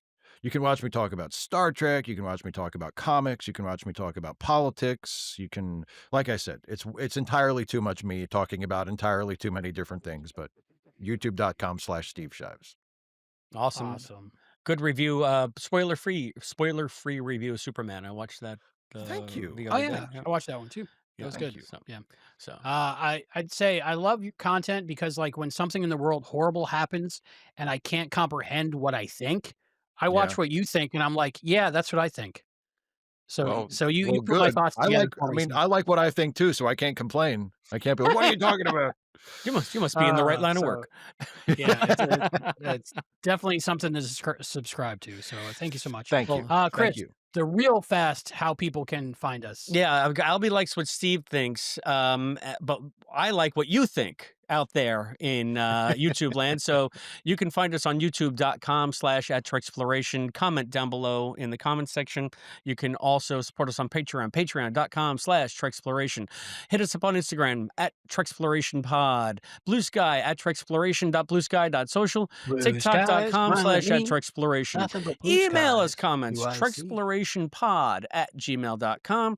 Send us a letter, Post Office Box 542, Bayport, New York, 11705. Somebody go to Steve's house, grab that Trelane action figure, send it right to P.O. Box 542, Bayport, New York, 11705. Give us a one-time donation through PayPal with the QR code that Albie's going to pop up right now, and there's also a link below. And you can also buy us a coffee. That's buymeacoffee.com/Treksploration. Just remember, Exploration. any comments that you leave will likely be used on a future episode of Treksploration. Hey, Albie, speaking of future episodes, what's the next episode we're covering? In 7 days' time, we will be dropping season 3, episode 3, Shuttle to Kenfuri. I think that's how you pronounce it. Kenfuri? Have you guys seen the previews? You know anything about it? You seen pictures? You know a synopsis? Have you watched it? As of this recording, I know nothing. Is it Ken Faree from Dawn of the Dead? It might be. Maybe that's where they got it. That would be the best episode ever. Shuttle to Ken Faree, and they just go to Ken Faree's house, and he's like, It "Hey, would be so how's it cool going?" if it had zombies in it. Yeah, We'll have to wait and see. I don't know who Ken Faree But is. that's what we'll be doing next time. I thought that was the name of the mall in Dawn of the Dead. I'm not sure. Anyway, so we hope that you join us, and we want you to join us in thanking Steve for being on the show. Steve, thank you so much for gracing us Thank you so much. with your Trek excellence, your Trek expertise. Well, thank you so much for having me. It was my pleasure. Awesome. So that was a good time, and I really appreciate it. And for Treksploration, I'm Albie. And I'm Chris. And I'm Steve. Yeah. And we'll see you next time. Bye. Watch it all night, we're ready for a ride. Take it to the car, side by side. Feel the rhythm as we move to the beat. And we're the podcast with King Albie.